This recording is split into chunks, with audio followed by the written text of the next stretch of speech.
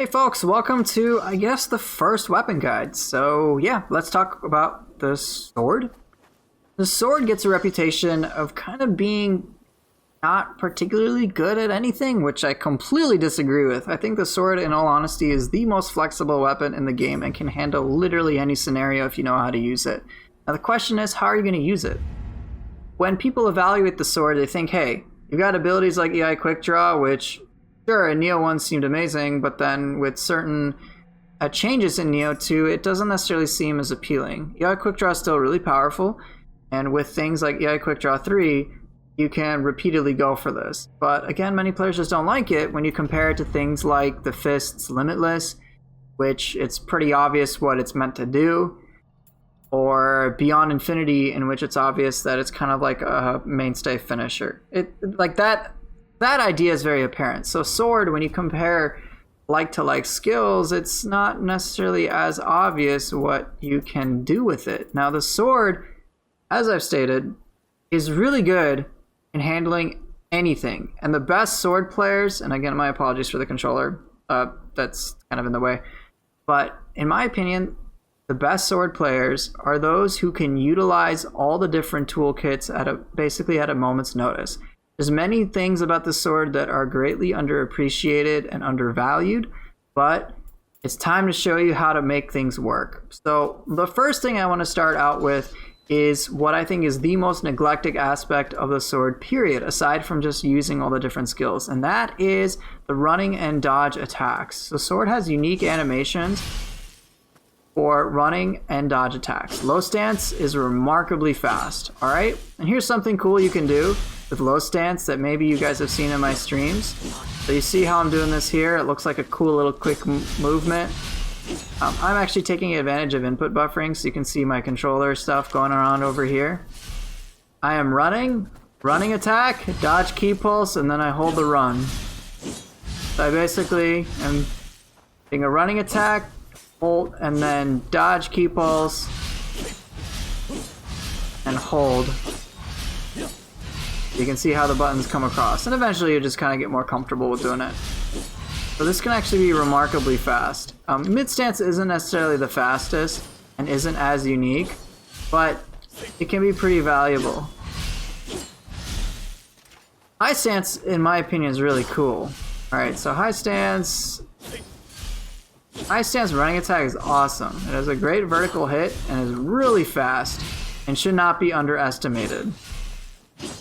Alright, so think of them as like extra skills you can work with. Aside from that, the dodge attacks are pretty awesome with the sword, especially considering the dodge behavior for the sword is as such, so you can be really fast. Even in mid stance, and high stance is quite unique and should not be underestimated. Now when you pair this with pre-shifting, this is when stuff can get kind of cool. So in mid stance I have kick. Alright. High stance, morning moon, whatever. And low stance I've got swallow's wing. So what I like to do from time to time is I'll roll forward, pre-shift into a kick. Alright, that can be pretty rad. I could do shadow sword. It can be pretty nifty. So let me demo this against just a human opponent. Pre-shifting makes a big difference. Cool, huh? Get to the other side. Oh, looks like I messed that up. Alright, cool. The cool little thing you can use for pre-shifting is you can get that dodge behavior, then transition into nice kick. So this is where pre-shifting is really valuable. Of course, you can do this for like mid-stance or whatever. I don't necessarily use it for lower mid-stance as much. I like to use it for any high stance into mid-stance maneuvers. You can of course do the double roll into, I guess, high stance if you want to conserve ki somehow. I don't know. Eventually, like with all the tools I've talked about before, it really doesn't matter as much. Let me actually show you the value of high stance running attack in terms of horn breaks. Boom, broke the horn. Really fast, really awesome. Let me show you the value of the high stance dodge attack for the same purpose. Alright. Alright. And... oh, no, he dodged. Woo! Hey, stay still. Broke the horn. Really awesome. Yeah, don't underestimate those things. Those two attacks alone, they're not even like skills, but they're awesome. And so you want to use them. You want to use all these things, all the dodge attacks, all the running attacks, depending on the situation. If you've got like multiple targets you may want to hit, you want to go for the mid stance running. If you want to break a horn, generally the high stance running is quite vertical. If you just want to be speedy, you can use the low stance running attack. It can be kind of cool. And here, I'll kind of show just the low stance running attack against the Yoki. Oops. Can't touch me. Doesn't do the most damage, but it's pretty handy. Can't touch me. I mean, you probably could, but I don't want you to. Alright. So yeah, that can be really, really nice to just have those as extra options to kind of fill in the gaps of your attacks as you wait to do something a little safer. So speaking of attacks that you may want to pull off, maybe you need a bit of time before you're comfortable going for a morning moon. So you can just run around until you're ready.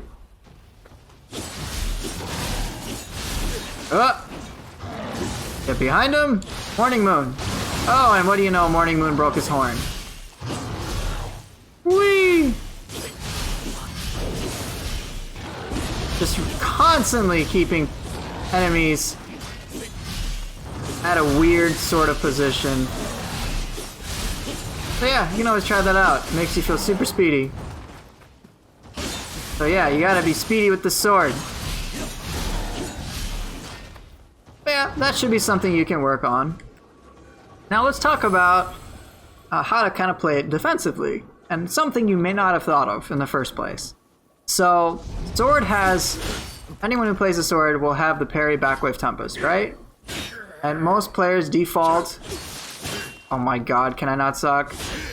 Most people's default instinct is going to be able to do this, right? But here's a cool way you can combo it, and this will take practice. So, he pulls the backwave, and you can start doing other attacks. Like that. Oh, I also have a Zuno drop, by the way, which is pretty crazy. Alright, so you can key pulse the back wave and then start to pressure enemies from there. Really neat. Boosh. I like doing that very frequently. It's pretty rad. This is to kind of give you a taste of the type of stuff that you can do. But yeah, so you can key pulse the back wave if you don't necessarily want to go for the Tempest and you want to try to go for zero key combos and add some pressures. So what did I do there? I timely guard. Oops, get rid of the blood. I did a timely guard and then key pulse to once I got the block off. I stand strong and I was able to nail that. Let's see that again. Cool, huh? Just again, giving you a taste of what you can do. Look at that, combo to death. Speaking of Sword of Discernment is a great low stance ability, irrespective of the fact that his damage is complete rubbish. Why? I can just interrupt him for days. It's straight up cheap. And some bosses who have natural tendency to block, you can actually force them into a block state remarkably fast with it. So do not underestimate Sword of Discernment. It got a buff and it's super good. In fact, if you've seen YouTubers like Whitegoat, I think he pretty much just looped a boss by just doing this endlessly. Even Ren Hayabusa will go into pretty much a block state immediately. And again, if you can control an AI and force them to block, you can mess them up. So let's again force this enemy to block. Hey, I'm attacking you too quick. I'm attacking you. Oh, no, I'm not. You're starting to block, huh? Yeah, stay blocked. Here. Full. Go for that.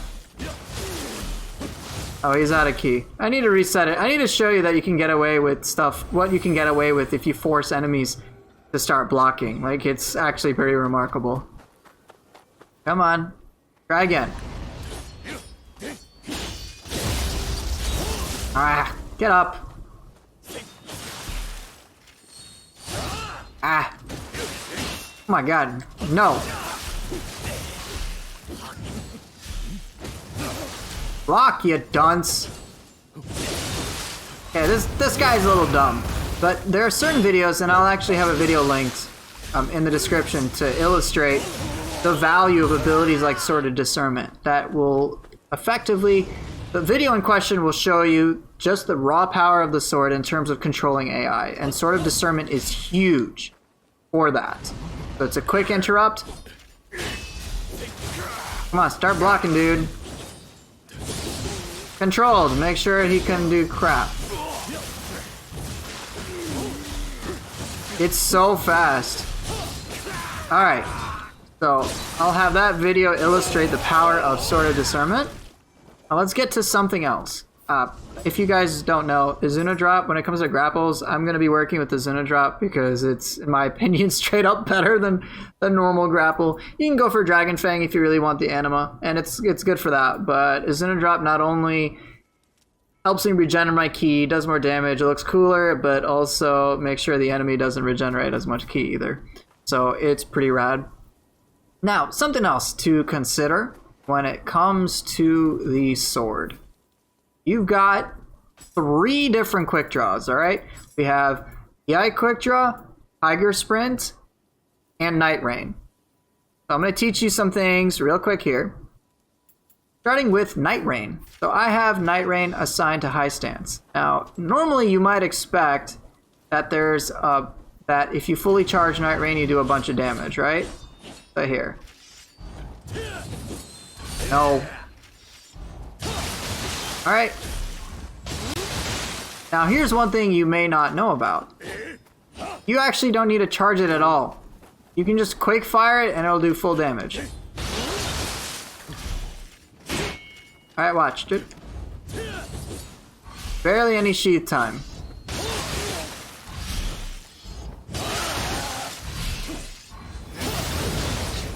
Ah, whatever. So, you do not need to charge Night Rain that long. You can just insta-fire it. Oh my god, dude, I don't care. Alright, there is no functional difference. So, sheath canceling or full charge, it's just how long do you want to delay it? Do you want a quick fire? Or do you want instant? Either way, the damage output is the same, it's just a moment of release. Now, Quick Draw and Night Rain basically have the same damage. So, but Night Rain, okay, that's great. Quick Draw has, I believe Quick Draw has the same damage. This isn't showing it. Come on, it's just because he was knocked down, dude.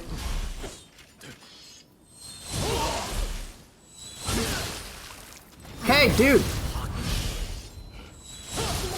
Now, Quick Draw and Night Rain have the same damage. I have tested this, and it doesn't matter what stance you put it in, unless you've got things that modify damage for stances. But they do functionally the same damage. So you may wonder, why the heck should I do Quick Draw versus Night Rain? And that's because Quick Draw has stagger.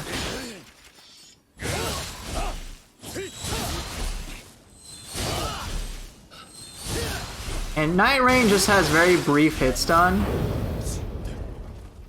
But Quick Draw can stagger for a longer period of time.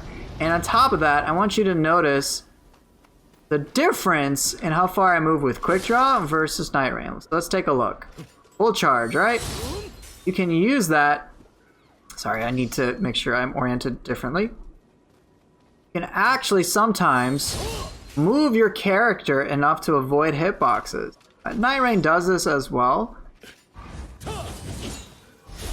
But Quick Draw may sometimes allow you to move just at the right moment. So keep that in mind.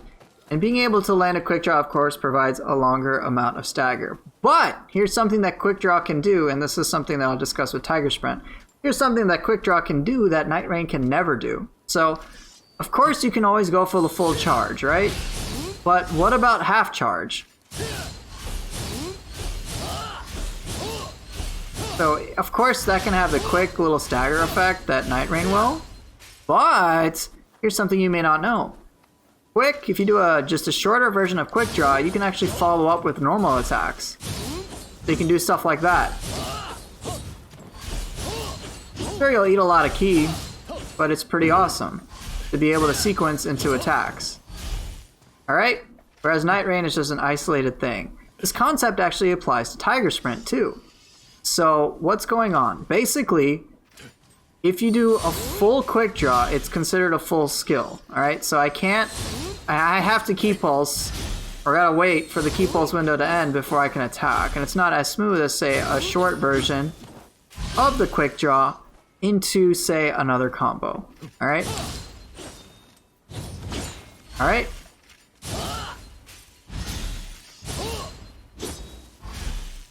It's kind of weird, but it works.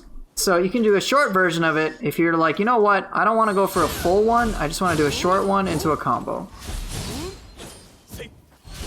Now what's cool is with abilities like Tiger Sprint's full animation, I believe the damage boost comes at the very, very, very end of the animation. It follows the same principle, but now with Tiger Sprint, you can actually use this with pre-shifting to chain into combos, move into position, and do what you want. Alright, so let's demonstrate this against this guy. Alright, hey. Nope, I'm moving away. Kinda cool, huh? So let's try this.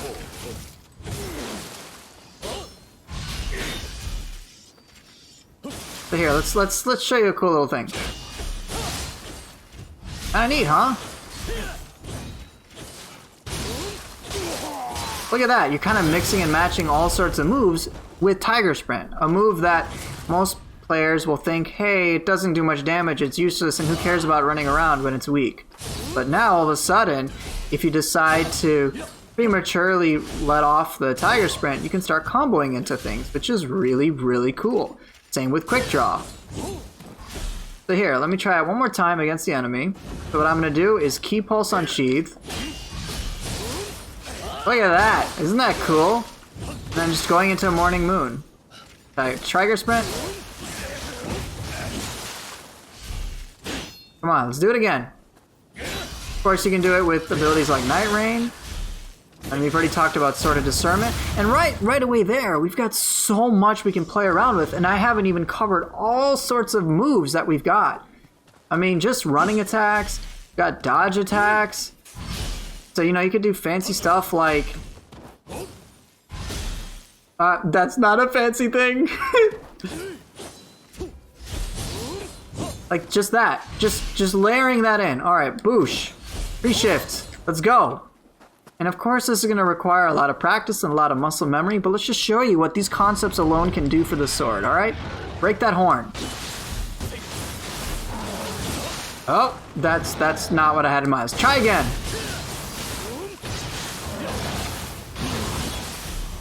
Alright, pre-shifting. And now I can add in a soul core. Oh.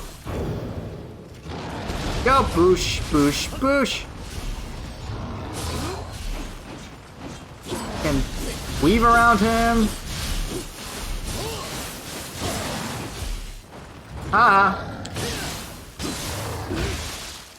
And of course you'll have to be careful and stuff, but again, just this stuff alone, pretty remarkable. And just, it changes how you approach the sword when it comes to good old speedy play.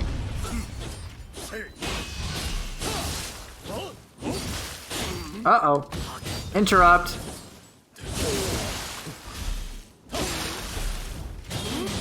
And of course, if you're comfortable with pre-shifting, you're in good shape.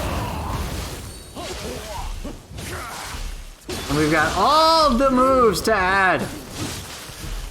So yeah. Work with that, practice it until you get fluid with it, and you'll go really far with the sword. And there's still so much to cover. I have barely scratched the surface for the utility for all these moves.